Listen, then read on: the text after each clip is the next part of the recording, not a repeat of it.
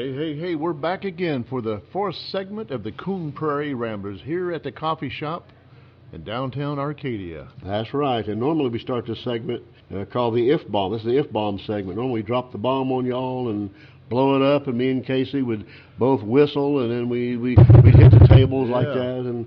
But we're not going to do that this time. We're just going to keep talking about our brother, Casey. We're going to finish off with him. You know, toward the end, before we stopped recording the Coon Prairie Ramblers with KC back in November, we were doing it on location here at the coffee shop. I think this is the only place we did it on location, right? I mean, just here and yeah. The reason being is that KC found it hard to sit on the seats at the radio station because they were high stools, and he could only endure so much. Very uncomfortable. They're hard as they really are. So we started coming to the last chapter coffee shop to record. But KC used to do something that was very irritating. He was always grabbing a holding of the this mic. If you can see that mic, I'm just tapping the mic a few times, and he's always beating on my mic. Oh, that ain't good. I was like, KC, I got to edit that out. And I think at one time you said, no, just leave it in there. Oh, tell him it's an earthquake. Yeah. He was an active person. Well, he had a mischievous side to him, too. He did. I remember down here at the coffee shop, we pulled a couple of good pranks on the Queen Mary one time. I don't know if he originated this one. He originated the second one I'm going to tell you, but one of the ones, the pranks we did on the Queen was we set it up with a woman coming in who Queen Mary didn't know. Mm-hmm. We set it up with this woman ahead of time, and she came in, and she run up to Miss Mary. Oh, Mary, it's been so long. How you doing, Miss Albritton? I haven't seen you in so long. What's going on? And blah, blah, blah. And Miss Mary didn't know who this person from Adam's house cat. So she, like any of us would do, she played like she knew the woman. Oh, yeah, well, it has been a while. How you been doing or whatever? And the woman just kept on. And Miss Mary was just, as my granny used to say, bumfuzzled. And she couldn't figure out what was going on. Then the woman left Mary and went up to the counter to order some coffee. And Mary goes, "Who is that? What's that woman's name or whatever?" And we had to tell her. We sat her up, and that was pretty funny. But then I took a picture of her with Mary afterwards or whatever. Remember that? Yeah, I do. And I think we even did a whoopee cushion thing. That's the one I was coming up with next. I've got a picture of Casey blowing up the whoopee cushion, which I'll send to you. And I think it was either Beverly's idea, or else Carolyn. And Carolyn was supposed to keep her, and Beverly keep her busy talking or whatever, and distracted because she had left to go to the bathroom or something. We put it under there and distract her by talking to her as she's walking up, so she wouldn't know it until she sat down. Yeah. And of course you got that noise or whatever, and she turned purple. That was hilarious. Yeah. Hey, you said Bev, you didn't give her a title. Beverly, the Pompatus of Love. We used to use titles down here, and Queen Mary and Carolyn. What was he? The mayor. The mayor. Yeah. Yeah. For a while we had nicknames for everybody. Everybody got a title or whatever. Mine was instead of mailman. Mailman was for the radio, but I was the rabbi. That's because I had a beard down halfway to my belly. That's right. And I was... I got cleaned up since then. I was a scribe because I'm always taking notes of the stuff we talk about. But everybody had their own titles. And KC was Gravedigger. I asked him what you want to be called, and he said Gravedigger. I don't know why, but he came up with that. So he was Gravedigger KC. Yeah. And the mailman used to come in here. He eventually became a brew crew member. Group. He sure did. Yeah, and so he was called the Deliverer. The Deliverer. That's right. That was Kenny Prescott. Kenny Prescott. You know, something I just thought about. You know, Kenny, KC, did not like to be called Kenny. Yeah. But everybody has called, I mean, his wife, his sisters, everybody, his brother-in-law, Kenny. And he told me a long time ago, he says, I don't like to be called Kenny. I'd rather be called Kenneth or KC. That's right. He says, because Kenny makes me sound like a little boy. Yeah. He said, like a kid. We've had that discussion in the car before. And I tell people, and I correct them or whatever, but it's always Kenny. And so I've always tried to call him KC. Yeah. Although I had a hard time saying Kenneth because it sounded so proper. Too proper. Yeah. Too proper. But I think KC fits him good. Yeah. And he came up with that Moonshine Gang as a slant on the KC and the Sunshine Gang. And I had a cap that somebody gave me that had said Moonshine on the front.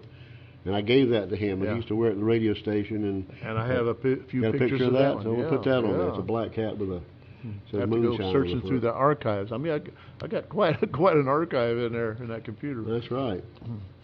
But, and speaking of archives, you people who knew Casey and loved him just like us, or you who never knew him and would like to know more about him, I mean, you can, this stuff, Mel has put together, if you're listening to this being aired on the radio, it's also has been captured for posterity on YouTube, because Brother Melman here, he takes the programs and he puts them on YouTube, but he adds pictures to go along with them. So if you're like us going to be missing KC, you can go back and you can listen to hours and hours and hours and hours of our malarkey. There are 520 some segments on YouTube at this moment. Wow. Yeah. And you just go to YouTube and type in Coon Prairie Ramblers. Yeah. And you'll be having enough stuff to last you for forever and ever. You might want to. And if you want a certain date, you can go like March something, March 30th. If you know the date when it was. 1916, Of course.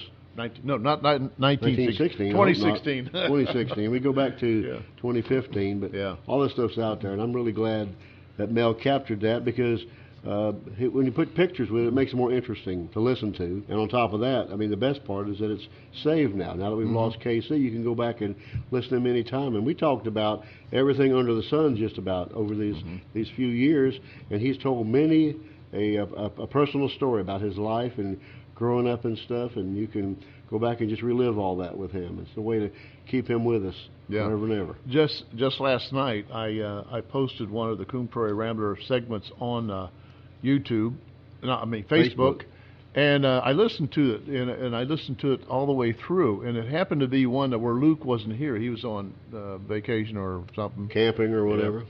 And so it was just KC and I talking back and forth, and it was quite entertaining, knowing that he's gone now, and I'm sitting there thinking, wow, that's him. It's amazing that he's gone, but his voice is there. He's right here with us. That's the best part about that. And if you listen on your computer or whatever, I mean, put on headphones. That really brings it home. You're right there in the studio with us. That really, I feel like you could just look around and he'd be right there. Yeah, if sometimes you'll hear a phone going off. I mean, we just we did it raw. Drop stuff or make ambient noises. Which I don't know if you were there one time. We had these birds chirping. Yeah, one time it was up in the ceiling. Up in the ceiling, we had birds chirping one time. We thought we were hearing things, we were hearing things, but there were birds chirping. I mean, they really were up in the above the drop ceiling somehow. That's exactly right. But I'm just really glad that these things have been preserved. We'll have them forever and ever. Amen. Hopefully. Yep.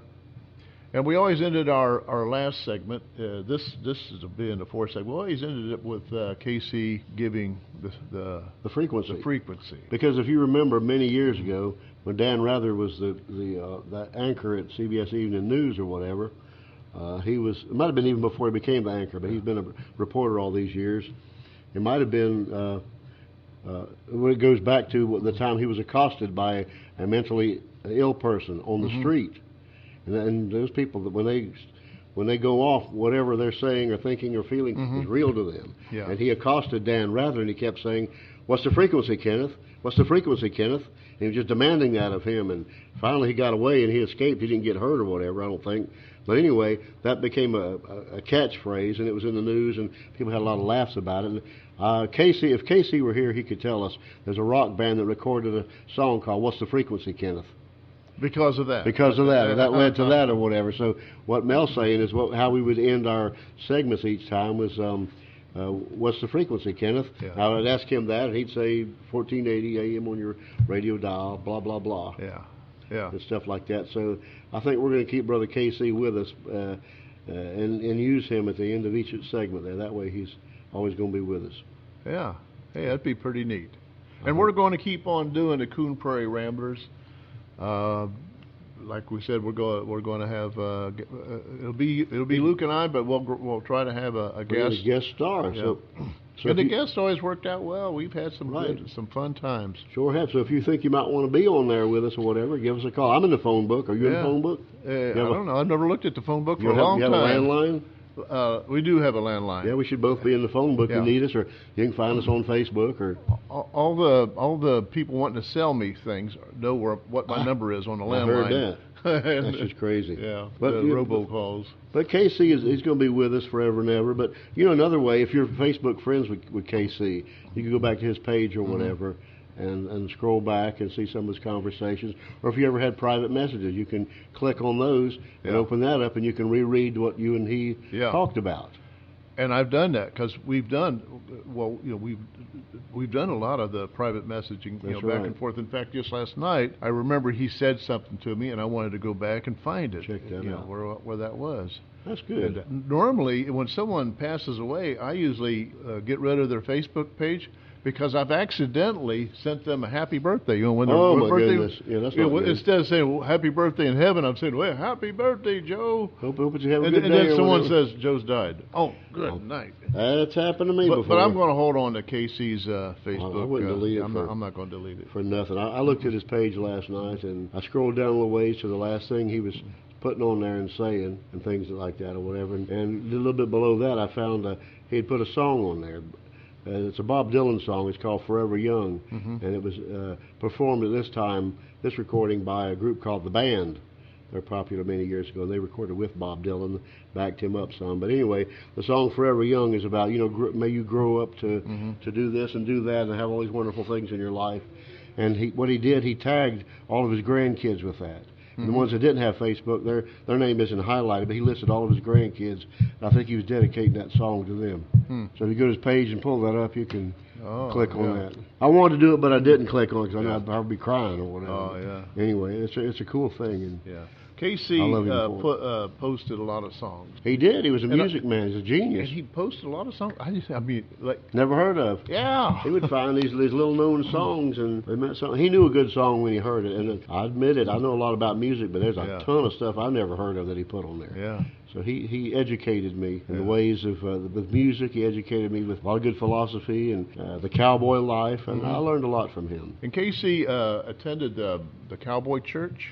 Yes, he did, there between Arcadia and Nocatee. Sure did. And now it's located at Nocatee. And he dearly loved that church. He did. I guess I attended with him a few times.